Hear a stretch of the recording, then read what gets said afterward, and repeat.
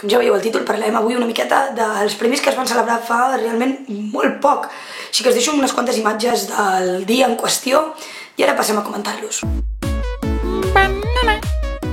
Estem aquí al Teatre Auditori de Sant Cugat per veure en directe els 24ens Premis Butaca. Hi ha moltes nominacions molt guais, molta gent molt guai, i jo tinc moltes ganes, però moltes, d'entrar i veure els premiats i les premiades. I res, ens veiem d'aquí 2 segons a casa per comentar com han anat, qui han estat els guanyadors i si crec que han estat justos o no. Fins ara. Suposo que queda clar que això són uns premis de teatre, però després ja en parlarem més a fons, ja que parlarem de per què aquests premis són, o considero que són més especials que tots els altres que es celebren. Així que anem a parlar una miqueta de la gent que estava nominada i que va guanyar. El primer Butaca de la nit va ser per Damien Bazin a millor so per l'obra Sopa de pollastre Morbi de la Perla 29. El Butaca a millor caracterització se'l va emportar, òbviament, Frankenstein. La millor il·luminació d'aquest any va ser per Temps salvatge, una obra que es va fer al TNC. L'escenografia de Butaca va ser aquest cop per Temps salvatge. El Butaca a millor vestuari se'l va emportar la importància de ser franc. Rebota Rebota i Encara Explota es van portar el Butaca a les noves aportacions escèniques. I la importància de ser franc va tornar a pujar a l'escenari per recollir el Butaca a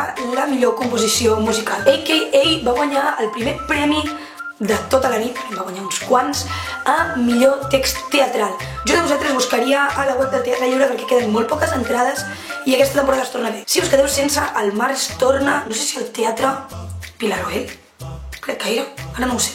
Bé, us deixaré els links per aquí baix a totes les obres que tornen a estar en cartellera per si les voleu buscar perquè aquesta precisament té molt bona pinta. Laura Conejero es va portar el Butaca a millor actriu de repartiment per la importància de ser franc, que va ser el tercer Butaca que recollia aquesta obra de teatre. El millor actor de repartiment va ser Oriol Pla per La calavera de Connemara. I la Nena dels Pardals es va emportar el guardó a millor espectacle de públic familiar. Helena Gadel es va emportar el Butaca a millor actriu de musical i Ivan Lavanda es va emportar el Butaca a millor actor de musical.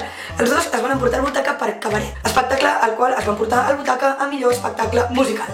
Agore va ser l'espectacle de dansa que es va emportar el guardó aquest any. I Marta Angelat es va emportar el Butaca honorífic Analitzaran. A.K.A. va recollir el seu segon Butaca per el millor espectacle de petit format. I Clara Segura es va posicionar com la millor actriu de teatre d'enguany. I així doncs, i assolint el tercer Butaca per aquesta obra de teatre de la nit, Albert Salazar es va emportar el Butaca a millor actor de teatre per A.K.A., la qual va repetir pujar a l'escenari amb la millor direcció. I finalment, Sopa de pollastre amb Bordi es va emportar el premi a millor espectacle, és a dir, millor muntatge teatral de la temporada passada.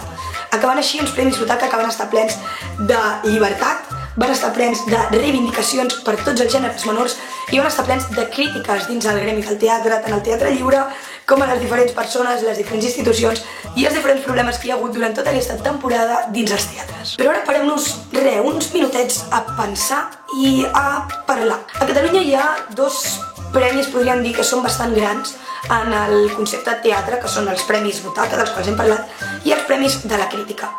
Tot i així, tot i tenir aquests 2 grans premis, els que sempre sobrepassen i tenen, podríem dir, una miqueta més d'importància, una miqueta més de visibilització, són els Premis Butaca. I la meva pregunta és, per què? Doncs la resposta és molt senzilla. Aquest fet és degut a que els premis, els guanyadors, les guanyadores, els triem ni més ni menys que la gent que està sentada a les butaques.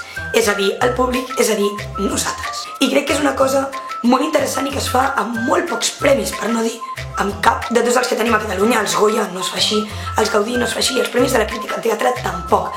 Tampoc es fa amb els Premis Max, que són els Premis Espanyols d'Arts Escèniques, on moltes peces catalanes estan sempre nominades. Per això crec que els Premis Butaca són uns premis que sempre són com una il·lusió, són com una alegria, no només pel públic, sinó per la gent que hi participa, perquè no és un gremi el que els ha donat aquest premi, sinó que és la gent que paga, que seu a veure l'espectacle i que gaudeix, qui escull les obres que li han marcat més durant la temporada que s'ha vist. I crec que això és el que fa màgics i especials aquests premis, i per això sempre m'agrada tant anar a veure'ls i votar i veure els guanyadors, veure qui ha guanyat, qui no, qui creia que guanyaria, perquè no guanyen les cares conegudes, guanya la gent que realment ha fet gaudir, ha fet sentir, ha fet vibrar al públic. I això és el que ha passat aquest any amb A.K.A., una obra de la sala Flyhard de petit format, superpoc coneguda, que ha guanyat per sobre de gent superimportant, de teatres superimportants, d'actors molt grans i de textos realment molt interessants i que es coneixien bastant més que aquest. Així que crec que aquí és on es veu la gràcia d'aquests premis i la importància que tenen en el panorama teatral actual. Així doncs, us animo sempre a estar al cas dels Premis Butaca, sempre a votar-los i sempre a donar-los suport. Aquest any vinent, és a dir, aquesta temporada, serà la 25a edició dels Premis Butaca. Tindrà molt bona pinta, segur, perquè sempre la té, i jo us animo a seguir-la per les xarxes, sempre la fan en directe per la xarxa, i us animo molt a votar perquè no costa res, només heu de posar el vostre DNI i escollir tots els espectacles i val molt, molt, molt la pena. Així que res més, arribats fins a aquest punt del vídeo, us deixo aquí sota els links de totes les obres que es tornen a fer aquest any, que són bastantes, i us deixo amb tota la il·lusió que fa el teatre i que ens fa seguir anant a omplir sales, a escalfar butaques i a gaudir de tots els espectacles. Així que ens veiem d'aquí molt poc amb noves ressenyes, amb nova informació i amb nous vídeos que tenen molt bona pinta al canal i que si els doneu suport segur que aniran molt millor. Així que un petó i res més, fins la pròxima!